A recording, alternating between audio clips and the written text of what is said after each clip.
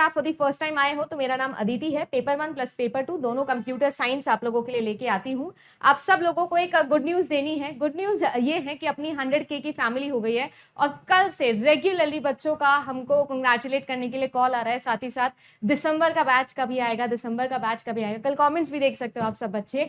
तो जितने भी बच्चे हैं जो JRF अड्डा के साथ में अपने साथ में जुड़ना चाहते हैं, मैं आपको फिर अनाउंस कर दूं कि 1 जुलाई से पहले नया सेशन हम स्टार्ट नहीं कर सकते बच्चे, क्योंकि मैं नया UI पे काम करवाना चाहती हूं। तो जब तक वो होगा उसके बाद में अपनी लाइव प्लस रिकॉर्डिंग जो क्लासेस है वो स्टार्ट होगी, तो लगभग जुलाई के अंदर अपन कोर्स शुरू करेंगे। बट क्योंकि आप सब बच्चों का इतना प्यार और सपोर्ट रहा है, आप सब बच्चों के लिए हम एक नया ऑफर लेके आए हैं। ये जो नया ऑफर है ये सिर्फ 3 दिन के लिए है और जो ये प्राइस है ये भी बड़ी मुश्किलों से आपकी इतनी ही रखी गई है, कोई चेंज इस प्राइस के अंदर नहीं है। 100K की खुशी में आप सब बच्चों के लिए अर्ली बर्ड बैच आया है। नेक्स्ट 3 दिन दिसंबर के लिए मैं एंट्रेंस रजिस्ट्रेशन अलाउ कर रही हूँ, सिर्फ और सिर्फ 3 दिन के लिए, ठीक है ना, जस्ट बिकॉज हम सेलिब्रेट कर रहे हैं। पेपर 1 का कोर्स पुरानी वाली प्राइस पे मिल रहा है आपको 3999 और नया वाला जो आप लोगों का पेपर 1 प्लस पेपर 2 वाला कोर्स रहता है वो आपको मिलेगा 6999 में। ये वीडियो कोर्सेज हैं। इस वीडियो कोर्स के साथ दोनों ही पेपर की टेस्ट सीरीज आपको फ्री देंगे, ठीक है ना। और ये अभी पुराने प्राइस पे है। इसमें जो प्राइस हाइक होना है या जो जैसे कि होता है ना कि सीरियली हर बैच के साथ में थोड़ा थोड़ा प्राइस में हाइक होता है, वो मैं नहीं कर रही हूँ। इस बार सेल्स टीम से बिल्कुल अपन अड़ गए हैं कि कोई प्राइस हाइक अभी नहीं होगा। जेन्युइनली बता रही हूँ, कल भी बहुत डिस्कशन इस पे हुआ।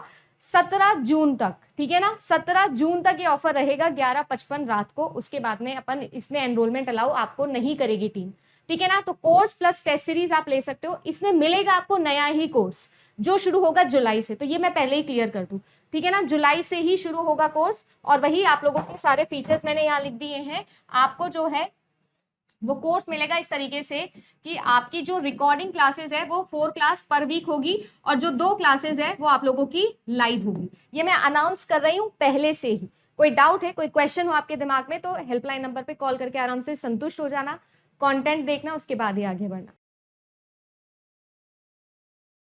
आगे देखिए, ABCD all have the attributes PQ, ठीक है ना, जिसमें ABC में R एट्रीब्यूट भी है।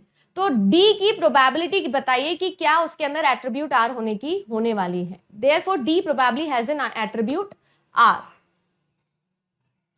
ये जो है ये क्वेश्चन क्या कह रहा है, बड़ा इंटरेस्टिंग सा क्वेश्चन है। देखो यहां पर मैंने आप लोगों को कल भी पढ़ाई थी रीजनिंग, थोड़ा बहुत वहां पर बातें चल रही है। देखो सीन ऐसा है, मेरे पास में एक है, देखिए ABC और D। मेरे पास में ABCD ये सारे के सारे ऐसे चीजें हैं जिसके अंदर P के और Q के एट्रीब्यूट्स होने वाले हैं। उसके अलावा हमने ऐसे बोला है कि जो आप लोगों का एट्रीब्यूट R है ना वो ABC के पास में है। अगर मैं इसको वेन डायग्राम से समझने की कोशिश करूं तो इमेजिन करिए मेरे पास में P और Q 2 तरीके के एट्रीब्यूट्स हैं। अब ध्यान से देखिए, ये ऐसा कह रहा है PQR, ABC, A, B और C, ये तो देखो P और Q दोनों के अंदर आ रहे हैं। ये जो है ये आप लोगों के दोनों के अंदर आ रहे हैं। अगर हम नोटिस करें तो क्वेश्चन में फर्स्ट स्टेटमेंट यही कह रहा है कि ABCD है जिसके अंदर एट्रीब्यूट्स P एंड Q है। ABC ऐसा है जिसके अंदर एट्रीब्यूट R भी है, राइट। अगर मैं बात करूं तो यहां पर मुझे एट्रीब्यूट R भी बनाना पड़ेगा, तो मैं एट्रीब्यूट R भी बना सकती हूं इस तरीके से, क्योंकि ABC के अंदर तो एट्रीब्यूट R भी है। अब आप लोगों से ये कह रहा है कि देयरफॉर जो आप लोगों की प्रोबेबिलिटी है कि D जो है वो भी R के अंदर आता है, ये किस टाइप का स्टेटमेंट है। क्या ये एक डिडक्टिव आर्ग्यूमेंट है, क्या ये एक इंडक्टिव आर्ग्यूमेंट है, क्या ये एक एनालॉजिकल आर्ग्यूमेंट है, क्या ये एक वैलिड आर्ग्यूमेंट है या एक इनवैलिड आर्ग्यूमेंट है, ठीक है ना। क्वेश्चन टाइप जो है यहाँ पर डिफिकल्ट मान के चलिए आप, बहुत ही मजेदार टाइप का ये क्वेश्चन है, ठीक है। मेरे पास में 2 स्टेटमेंट्स हैं। अगर आप चाहो तो देखो 3 वाला वेन डायग्राम यहां पर बन रहा है। अगर हम इसको ना बनाएं और अगर दोबारा से ध्यान से देख लो तो आपके पास में P और Q एट्रीब्यूट्स हैं जिसके अंदर A भी है, B भी है, C भी है और D भी है, और एक आपके पास में R एट्रीब्यूट है जिसके पास में A है, B है और C है। आप लोगों से D के बारे में यहाँ पर पूछने की बात की जा रही है और ये कह रहा है कि D में चांसेस है कि D भाई R से मिलता होगा।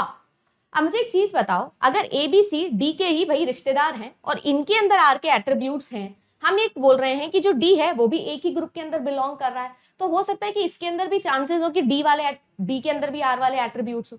ये चीजें हम कब करते हैं, अरे यार देखो ये भी ना सेम ग्रुप से ही बिलोंग करता है, तो शायद इसके अंदर भी वही वाले एट्रीब्यूट्स होंगे। ये चीजें हम कब करते हैं, तब जो दो चीजों के अंदर हम लोग सिमिलैरिटी ढूंढने की कोशिश करते हैं।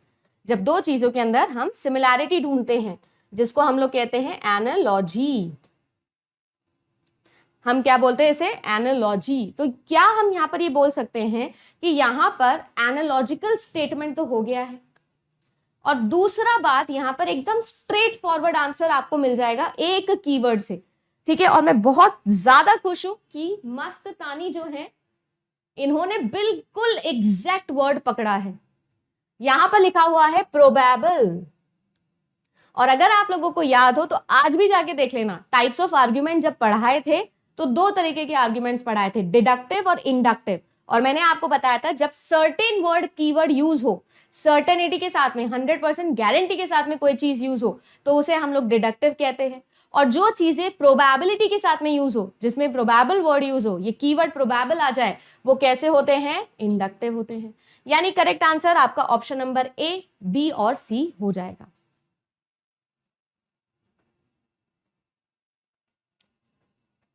समझ में आ गया, स्टार मार्क कर लेना। मेरे हिसाब से आज की क्लास के दोनों ही क्वेश्चन आप लोगों के सबसे ज्यादा एक्सपेक्टेड क्वेश्चन की हिट लिस्ट के अंदर होने चाहिए। मैंने आपको कल इमीडिएट इन्फेरेंस पूरा पढ़ाया था, इमीडिएट इन्फेरेंस के बिहाफ पर ही बता रही हूं कि आज के जमाने में यूजीसी नेट एग्जामिनेशन में सीधे सीधे सवालों से ज्यादा ऐसे टेढ़े सवाल पूछे जाते हैं। जरूरी नहीं कि आप जो रट के गए हो वही आपके लिए सक्सेसफुल होगा। इस तरीके से क्वेश्चंस हैं जो आप लोगों के एग्जाम में पूछे जाते हैं।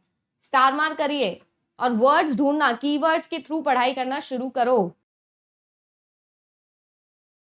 तो क्वेश्चन सॉल्व करते हैं। Which one of the following statement can neither be both true nor they can be together false? इनमें से कौन सा ऐसी चीज है जो ना तो ट्रू हो सकते हैं एक साथ, ना ही एक साथ फॉल्स हो सकते हैं।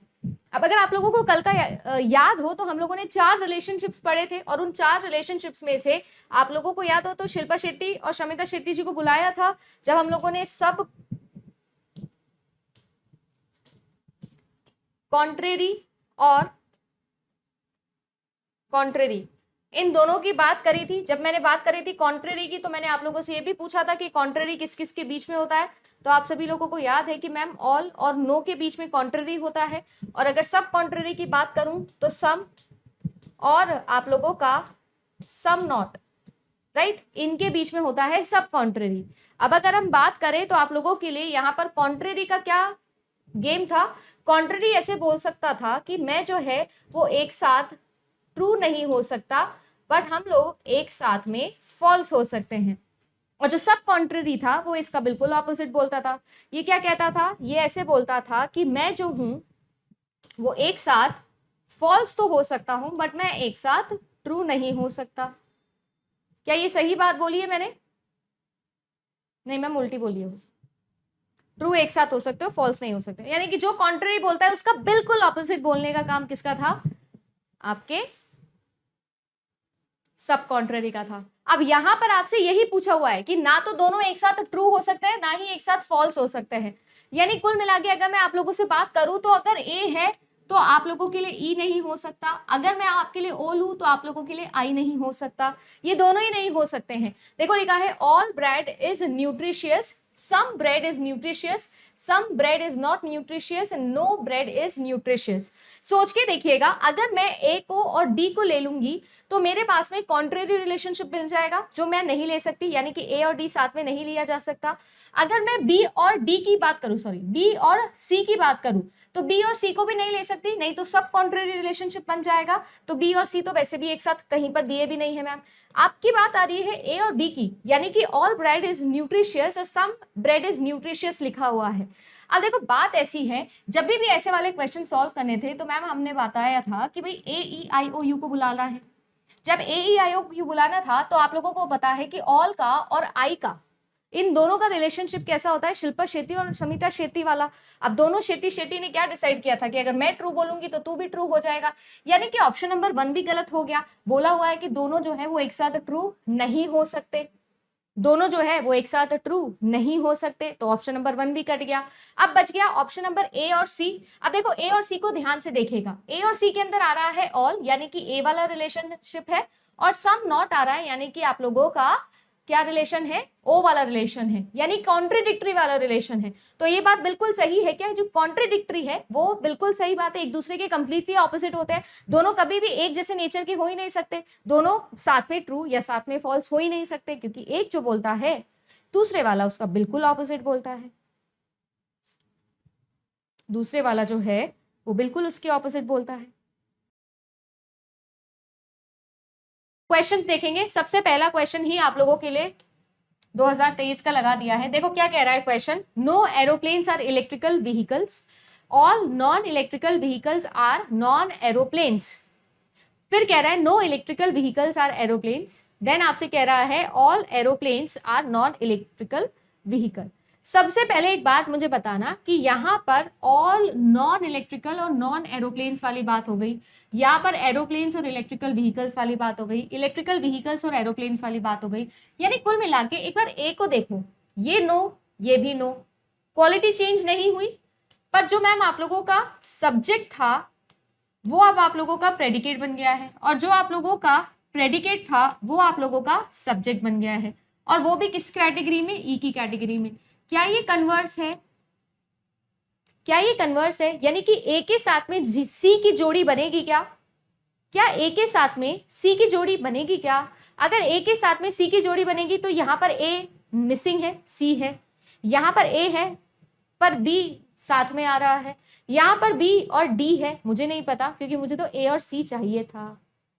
क्या हम सिर्फ और सिर्फ चॉइस एलिमिनेशन लगा के क्वेश्चन को सॉल्व कर सकते हैं क्या?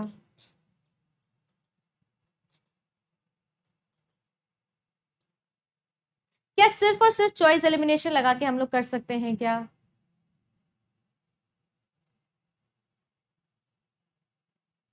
बोलो।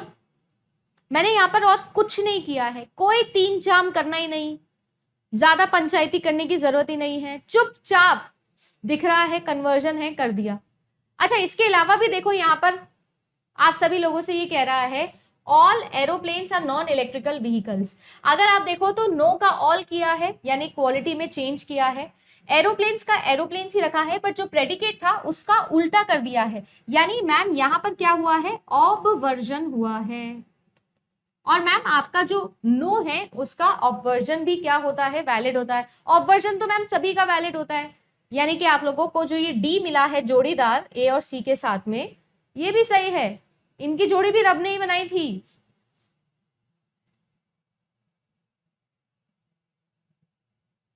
बोलो, अब क्यों नहीं बोलते, बोलो ठाकुर साहब,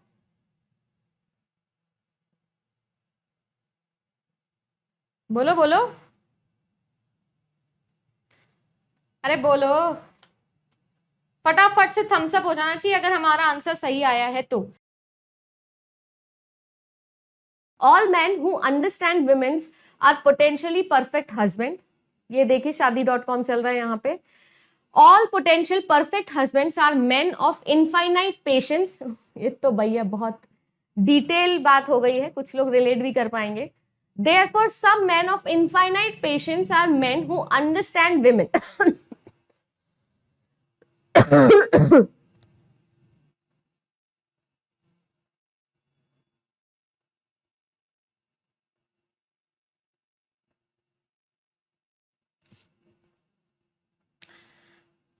आप देख सकते हैं यहाँ पर जीवन की इनफॉर्मल फैलेसी गिवन है सबसे पहली बात तो। ठीक है कि मैन जो है जिनके अंदर इनफाइनाइट पेशेंस है वे विमेन को समझ पाते हैं, ये तो मतलब मैं कह रही हूँ सबसे पहले तो ये क्या हो गई है, इनफॉर्मल फैलेसी की हद, मैक्सिमम इनफॉर्मल फैलेसी हो गया है। चलिए दोनों स्टेटमेंट में ऑल है, इसमें भी ऑल है, और यहां पर है देयरफॉर सम। मैम आप दो या दो भैया जो ऑल यानी कि यूनिवर्सल स्टेटमेंट से, क्या कभी कोई पर्टिकुलर स्टेटमेंट जनरलाइज कर सकते हो, क्या आप ऐसा कर सकते हो? कौन सी फैलेसी आ जाती है, एग्जिस्टेंशियल क्राइसिस हो जाते हैं, और ये तो मैं कह रही हूं ये तो स्टेटमेंट ही एग्जिस्टेंशियल क्राइसिस वाला है कह रहा all women who understand women are potentially perfect husband और potential perfect husbands are men of infinite patience, therefore some men of infinite patience। Ma'am देखिए, दो ऑल स्टेटमेंट यूनिवर्सल स्टेटमेंट से आप particular generalise नहीं कर सकते। अच्छा, यहाँ पर जल्दी से रिवाइज कर ले। अगर मुझे बताइए देयरफॉर है और आप लोगों से बोल रहा है कि man of infinite patience, man who understand women, तो यहाँ पर ये आप लोगों का सब्जेक्ट, ये आप लोगों का प्रेडिकेट। आपको पता है कि यहाँ पर अगर मैं नोटिस करूं तो जो आप लोगों का प्रेडिकेट है वो आप लोगों की क्या कहलाती है मैम, मेजर टर्म कहलाती है कंक्लूजन में। अगर मैं यहाँ पर बात करूं तो ये आपकी क्या कहलाती है, माइनर टर्म। तो माइनर प्रेमाइस कौन सा होगा है जिसमें इनफाइनाइट पेशेंस वाली बात करी है, तो ये हो जाएगा मैम आपका माइनर प्रेमाइस, ये हो जाएगा मैम आपका मेजर प्रेमाइस। जल्दी जल्दी से बताएंगे मुझे, ऑल्दो एग्जिस्टेंशियल फैलेसीज में पता लगी बट मैं प्रैक्टिस के लिए बता रही हूँ। इसके बाद में मुझे बता सकते हैं कि मेजर टर्म आ गई, माइनर टर्म आ गई, कोई मिडिल टर्म मुझे बता सकता है क्या कि मिडिल टर्म क्या होगी? मैम मिडिल टर्म होगा परफेक्ट हस्बैंड, ठीक है ना, मिडिल टर्म होगा परफेक्ट हस्बैंड। वैसे भी बेचारा हस्बैंड तो मिडिल टर्म ही रह जाता है, जीवन में भी सच्चाई लिख दी है। परफेक्ट हस्बैंड जो है वो क्या हो गया, मिडिल टर्म हो गया। अब मैम मुझे बताओ कि अगर मुझे इलिसिट मेजर ढूंढना होता तो कैसे ढूंढते? इलिसिट मेजर का मतलब ये है कि अगर कंक्लूजन के अंदर आपकी मेजर टर्म डिस्ट्रीब्यूटेड है तो आपके मेजर प्रेमाइस के अंदर भी आप लोगों की मेजर टर्म कैसी होनी चाहिए थी, डिस्ट्रीब्यूटेड होनी चाहिए थी। क्या ये मैंने सही बोला? पढ़ के देखिए, यहां पर आपकी क्या है major term, men who understand women. सही बात है ना? अगर यहां पर हम लोग देखें तो आप मुझे बताइए कि यहां पर जो सम है उसकी वजह से मैम आपका यहां पर तो देखो डिस्ट्रीब्यूशन है और यहां पर डिस्ट्रीब्यूशन नहीं है।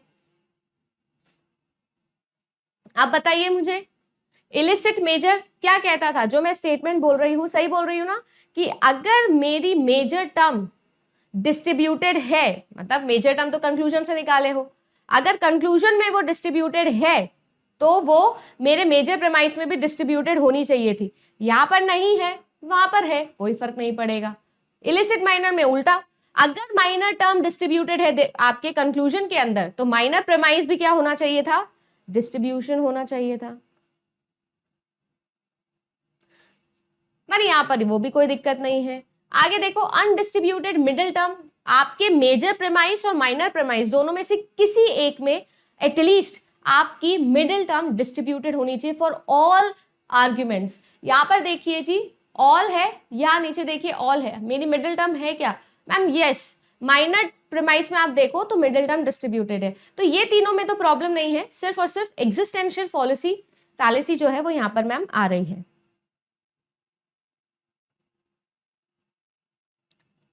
सही है,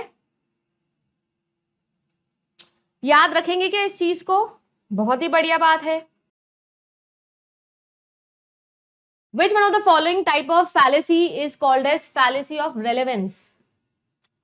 रेलेवेंस का अंग्रेजी अनुवाद कर लीजिए, मतलब हिंदी अनुवाद कर लीजिए, मेरे हिसाब से वहीं पे सॉल्व हो जाएगा। फैलेसी ऑफ रेलेवेंस,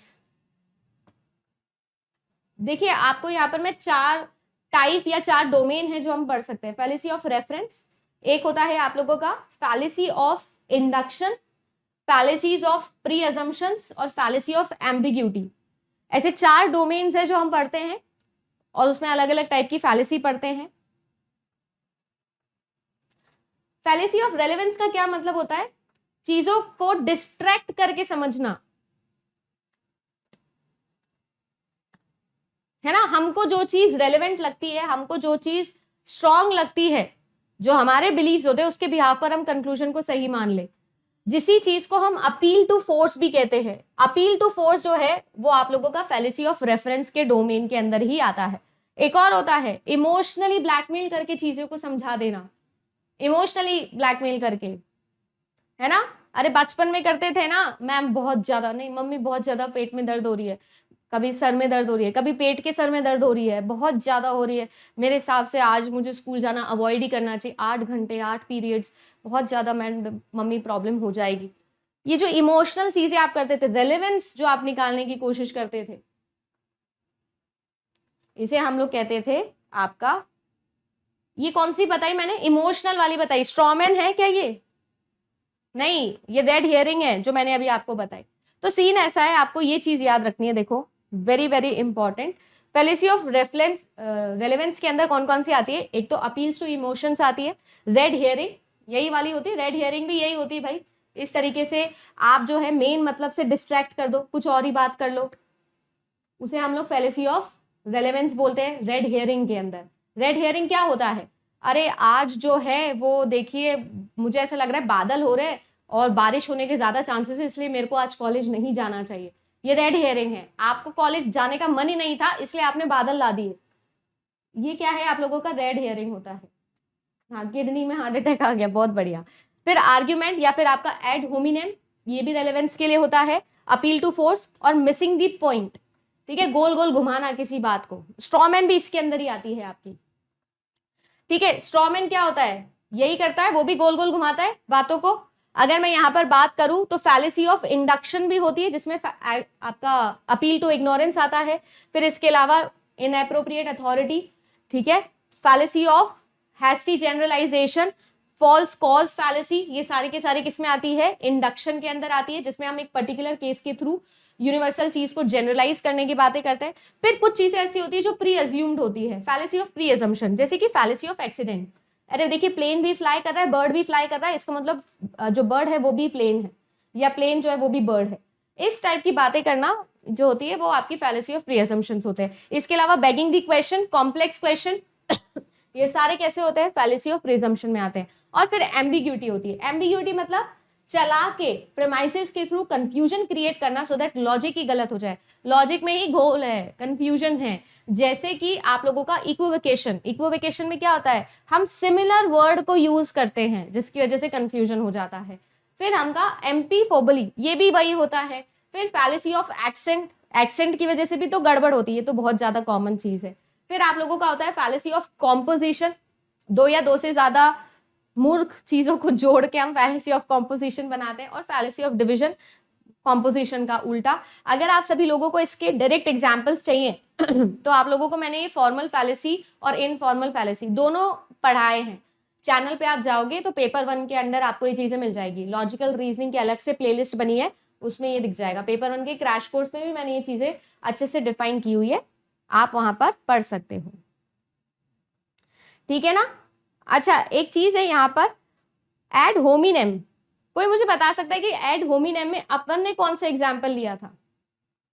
अपना कौन सा एग्जाम्पल था? एड होमिनेम के अंदर मैंने आपको कौन सा एग्जाम्पल दिया था?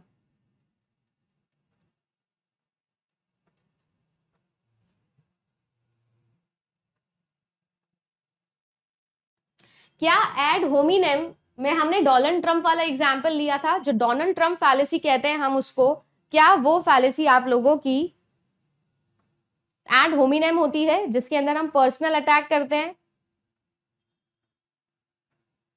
या कोई और नाम था उसका? आपसे एग्जाम में पूछा जाएगा डायरेक्टली भाई।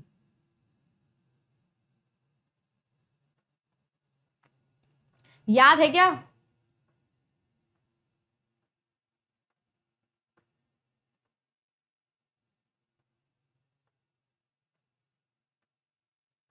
बताइए।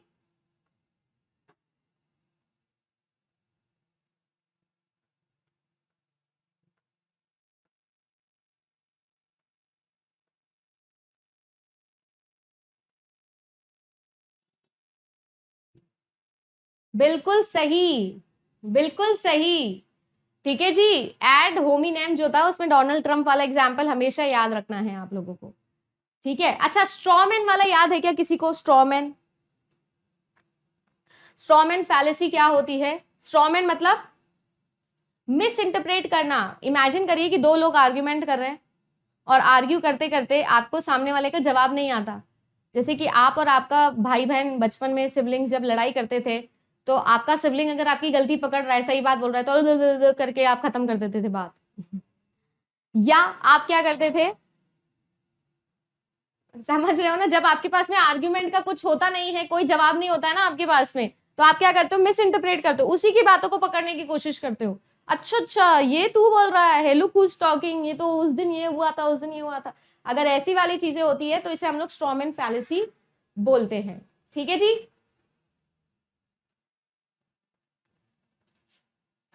एक्चुअल आर्ग्यूमेंट को छोड़ के आप क्या करने की कोशिश करते हो, आप बात को पलट देते हो ऑपोजिशन की तरफ ही, कि भाई तेरी गलती है, तू गलत बोल रहा है, मुझे इसलिए समझ में नहीं आ रहा है क्योंकि आप ढंग से नहीं समझा रहे हो, वो वाली चीज जो होती है।